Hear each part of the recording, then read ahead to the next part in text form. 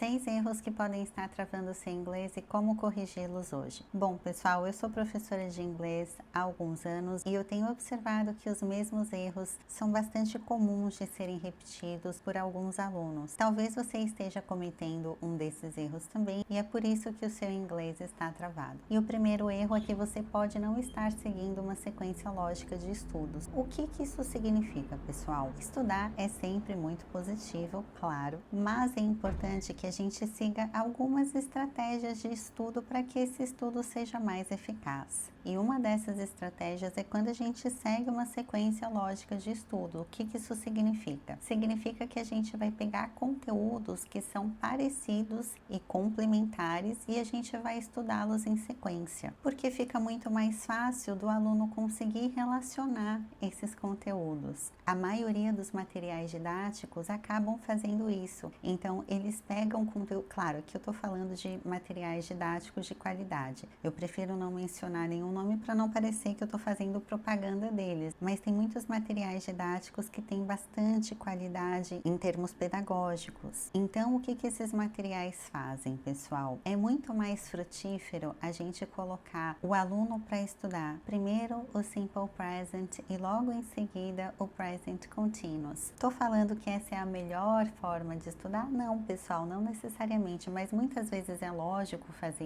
isso porque o aluno consegue enxergar semelhanças de um tempo para o outro, porque são tempos verbais complementares. É claro que isso aqui é só um exemplo, a gente poderia muito bem pegar o Simple Present e colocar o Simple Past também juntos, né? Também podem ser tempos verbais complementares. Agora, o que pode ser maléfico, o que pode acabar prejudicando o aluno? Quando ele começa a estudar conteúdos que são muito diferentes entre si. Então, por exemplo, o aluno está estudando preposições e aí de repente ele começa a estudar o futuro. E aí, de repente, ele começa a estudar adjetivos. E aí, de repente, ele começa a estudar condicionais. Isso, muitas vezes, pode acabar prejudicando porque vai confundir aquele aluno. Então, é importante, pessoal, caso vocês estejam estudando sozinhos, sem o acompanhamento de um professor ou nenhum curso, que vocês tenham uma sequência bacana de estudo, para que vocês consigam aproveitar o máximo e conseguir fazer essas conexões que eu falei para vocês anteriormente. Um outro erro bastante comum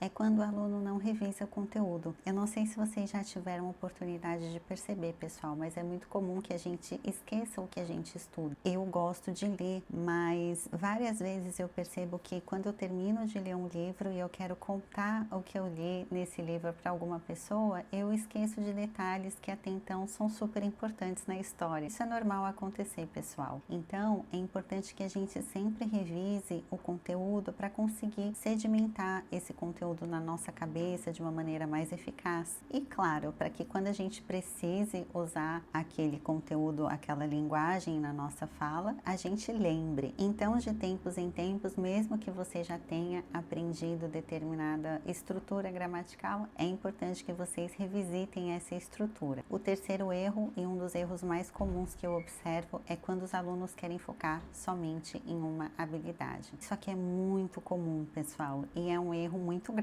Mas eu entendo porque os alunos acabam cometendo esse erro. Pessoal, é muito comum que o aluno imagine que para que ele fale melhor, ele tem que focar somente no speaking, que é justamente a habilidade de falar. Mas isso não acontece, pessoal, porque o speaking é o resultado de várias outras coisas que a gente precisa fazer. Então, uma analogia super legal que eu gosto de usar é correr a maratona, por exemplo. Você não vai conseguir correr a maratona simplesmente correndo para a maratona, porque você não está preparado para isso. Então, para que você consiga correr a maratona, é importante que você faça treinos de resistência, é importante que você faça treinos de força, é importante que você faça treinos de mobilidade e alongamento, e é importante que você descanse. Então, olhem só, eu mencionei 4 coisas que vocês precisam fazer para conseguir performar e correr a maratona. Em inglês vai ser a mesma coisa, pessoal. Então, para que a gente consiga falar melhor,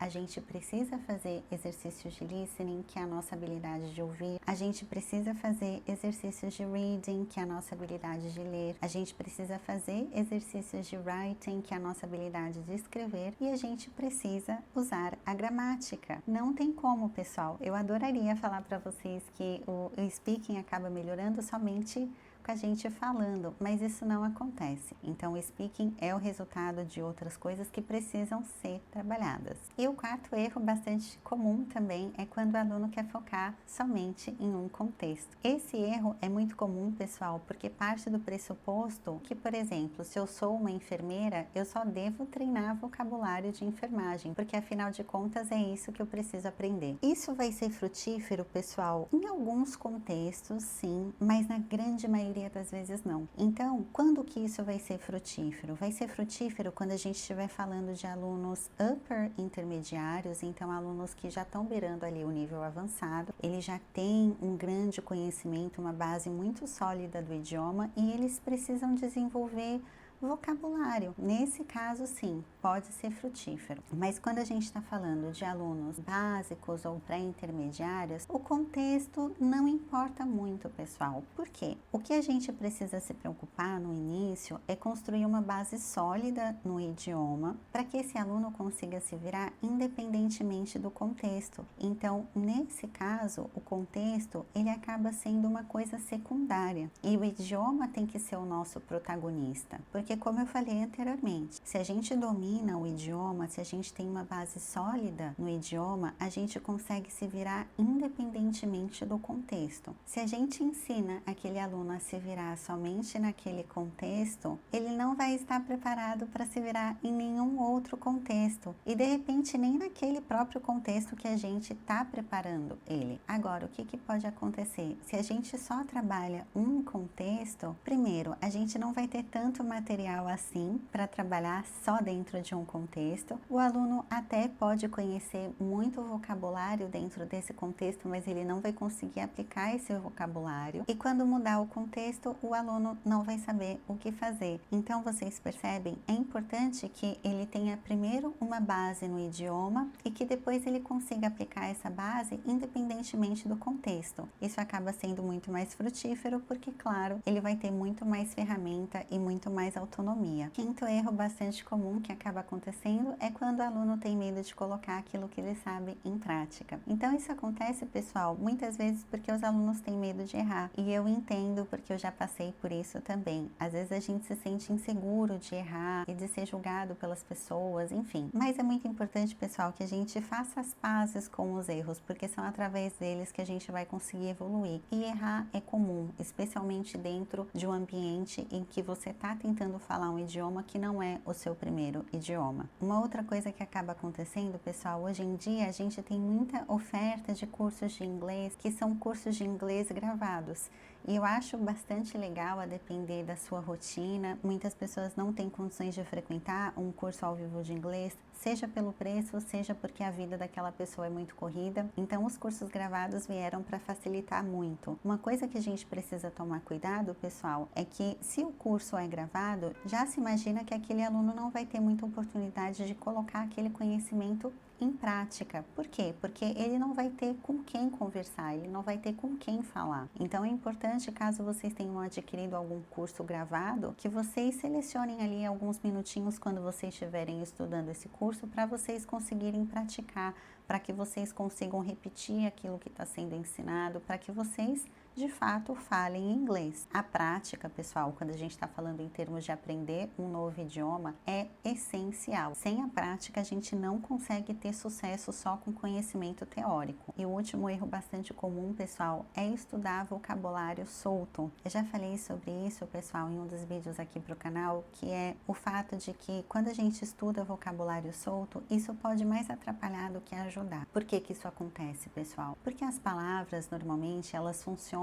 dentro de blocos de palavras, vamos colocar dessa forma. Então, por exemplo, a palavra good é um adjetivo. Se eu aprender a palavra good, mesmo aprendendo essa palavra, eu não vou saber colocá-la numa frase. Por quê? Porque a gente precisa aprender como que a palavra good é usada dentro de uma frase. Por exemplo, I am good at cooking. Então, olhem só, aqui para usar a palavra palavra good, eu tô usando o verbo to be, e depois da palavra good, eu tô usando a preposição at. E depois da preposição at, eu estou usando um verbo com ing. Se eu somente aprender a palavra good, eu não vou saber de todas essas regrinhas que antecedem a utilização da palavra good. Então, pessoal, é importante que a gente aprenda palavras dentro de contextos e que a gente aprenda o conjunto de palavras que podem ser usados com uma mesma palavra. Então, aqui nessa frase, o exemplo que eu dei, o sentido é: eu sou boa em cozinhar. I am good at cooking. Pessoal, é isso por hoje. Eu espero que vocês tenham gostado do vídeo. Caso vocês queiram conhecer um pouco mais do meu trabalho, eu vou deixar um link aqui embaixo no qual vocês podem acessar. Caso vocês não queiram conhecer o meu trabalho, mas gostam desse tipo de conteúdo, eu vou deixar um link aqui embaixo também no qual vocês conseguem acessar algumas aulas gratuitas que eu tenho. Thank you very much for watching me today and see you again next video.